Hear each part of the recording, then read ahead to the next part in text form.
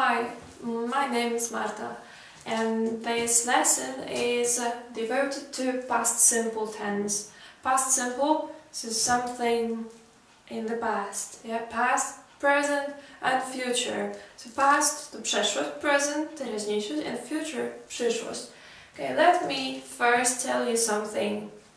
Yesterday I was at a concert, and the concert started at 9 p.m. and it lasted 2 hours. Wczoraj byłam na koncercie. Koncert zaczął się o 9 i trwał... Ile powiedziałam? 2 godziny? Nieważne. Najważniejsze jest to, że czasu past simple używamy właśnie do mówienia o zakończonych wydarzeniach w przeszłości. W określonym czasie. This is past simple. Użyłam tutaj zarówno czasowników regularnych i nieregularnych, ponieważ w czasie past simple budowa zdania twierdzącego to właśnie subject, czyli podmiot, druga forma czasownika, no i reszta zdania. Drugą formę czasownika można podzielić na formy regularne i nieregularne. So regular, if a verb is regular, then we just add ed ending. Jeśli czasownik jest regularny, to dodajemy tylko końcówkę ed, like live, lived, start, started, last, lasted, watch, watched, stop, stopped, play, played, or try, tried. Czasami zachodzą pewne zmiany, jak na przykład w czasowniku stop, gdy czasownik kończy się na akcentowaną samogłoskę i spółgłoskę, wtedy podwajamy tą spółgłoskę, like stop, stopped, double P.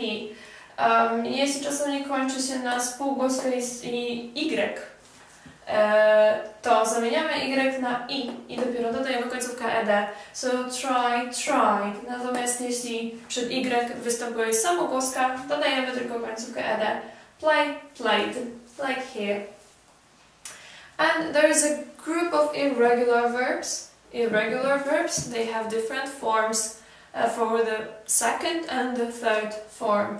Czyli czasowniki nieregularne, tak jak sama nazwa wskazuje, mają nieregularne formy, czyli tam pierwsza, czyli druga i trzecia forma będą się różnić od pierwszej, nie mają regularnej końcówki ed. Są grupy czasowników, które mają 3 takie same formy, hit, hit, hit, or cut, cut, cut, put, put, put. There's a group of verbs which have different vowels, which change their vowels. Czyli w niektórych czasownikach zmieniają się tylko samogłoski, like in sing, sang, sung, czyli i przechodzi na a w drugiej formie, w trzeciej na u. The same in drink, drank, drunk, drink, drank, drunk, i a, u. But there is also a group of verbs which change completely, like buy, bought, bought, or think, thought, thought. Czyli jest też grupa takich czasowników, które zmieniają się kompletnie. No i trzeba po prostu się ich nauczyć na pamięć. Najlepiej uczyć się wszystkich 3 form za jednym razem. To jest druga forma, jest właśnie dla czasu past simple, trzecia to past participle, na przykład do czasu present perfect. And as I mentioned, the positive sentence is just subject and the second form. But in negative sentences, we have to use an auxiliary verb. W zdaniach przeczących musimy użyć tak zwanego operatora, czyli jego przeczenia tutaj, didn't. Tak jak w czasie present simple mamy operator do and does, tak jak w czasie past simple mamy tylko jednego dla wszystkich osób. So I didn't work yesterday, she didn't go to school yesterday, they didn't, we didn't do something. Czyli do wszystkich osób to samo przyczynenie didn't. Ważne jest też to, że po operatorze mamy podstawową formę czasownika, czyli I didn't go to work yesterday. I went to work yesterday, but I didn't go to work yesterday. Czyli podstawowa forma, ponieważ ten operator nosi nam już całą informację o czasie. And the same in questions. Here we also have this did, subject and infinitive. Czyli w pytaniach też używamy operatora, potem podmiot i podstawowa forma czasownika. Did you see her yesterday? Did you see her yesterday? Czyli zawsze podstawowa forma czasownika. And there's an exception, as always, in everything. So exception, czyli wyjątek. Wyjątkiem w czasie past simple. Wyjątkiem, mam na myśli wyjątkiem od tych reguł dotyczących tworzenia pytań i przeczeń, jest czasownik to be, czyli w sumie podstawowy czasownik w języku angielskim. To be in past simple has the form of was or were. I was, you were, he was, she was, it was, we were, you were, they were. Czyli w pierwszej osobie i trzeciej osobie liczby pojedynczej mamy formę were, do wszystkich pozostałych was. I to, że jest to wyjątkiem, polega na tym, że w zdaniu twierdzącym mamy she was at work yesterday, quite normal, nothing happens, but in questions we use inversion, so not did, but inversion, just was she at work yesterday. Czyli w pytaniach nie użyjemy już operatora did, tylko inwersji, czyli zamieniamy miejscami podmiot z formą przeszłą czasownika to be. Was she. So like this.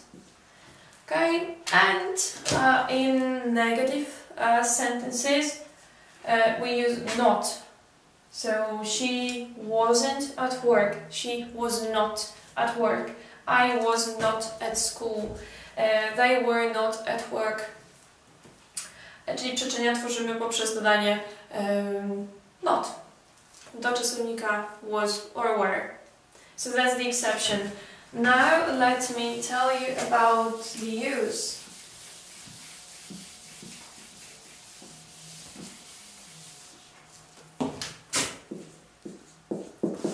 Use. Użycie. Czyli czasu past simple, tak jak powiedziałam na samym początku, używamy do mówienia o zakończonych czynnościach w przeszłości.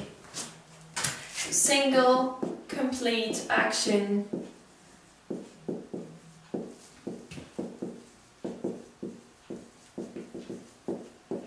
In the past.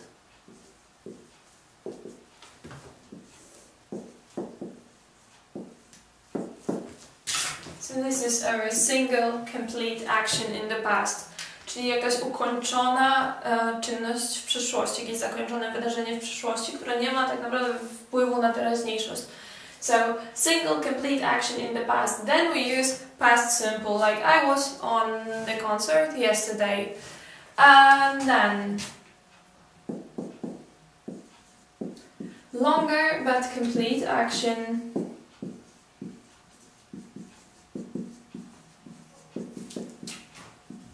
Also in the past. Longer but complete action, czyli dłuższa, ale również ukończona czynność w przyszłości. So longer but complete or longer but finished action in the past. Like for example, I lived in Paris for 1 year. Czyli mieszkałem w Paryżu przez rok.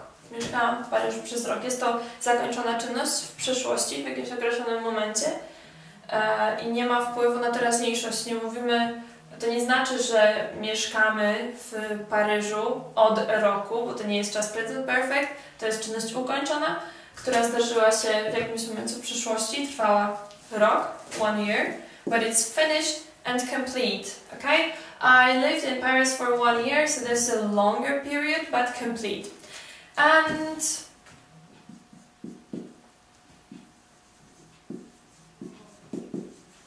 repeated action in the past. Repeated, czyli powtarzana czynność w przyszłości. For example, they visited their parents every year.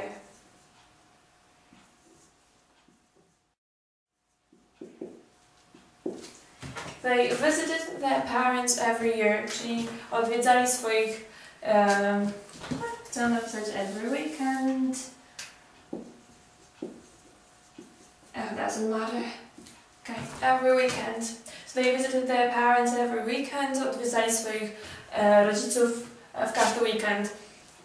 W takim przypadku moglibyśmy też użyć wyrażenia used to. Odsyłam w takim razie do wideo o tym, właśnie na ten temat, ponieważ jest to czynność, która powtarzała się w przeszłości, ale już nie trwa, już nie jest aktualna.